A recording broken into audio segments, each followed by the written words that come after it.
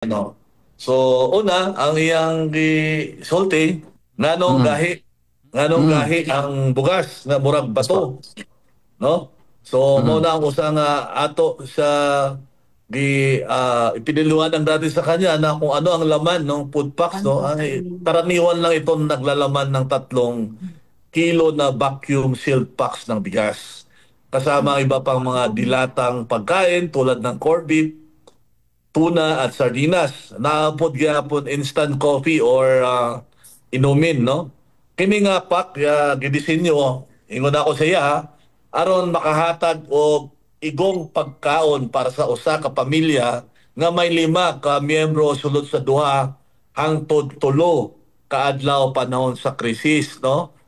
Mao na nga naka-vacuum sealed ang bugas sa DSWD gahi usa ina ka importante nga parte sa family food packs para sa disaster relief. Kini mm, gidisenyo aron na mapalawig ang shelf life sa bugas nga malikayan ang pagkadaot o mm, pagdami sa mga peste. So, mao na gi-explain nato sa iya nganong gahi, nganong ingana murag bato. Pero mm, actually tusukon nimo to sa karayom mawala no. Katong mga allegations niya mm, pertaining to the DSWD, pati yung pagmumura niya sa amin. So, ingon mm, ako sa iya ha, walay problema, bisag adlaw-adlaw ni mo iabas kami sa DSWD, pero mm, manghayo lang ko boss na ayaw lang mm, pamalikas boss kay lahi mm, na ingon ako sa iya ha.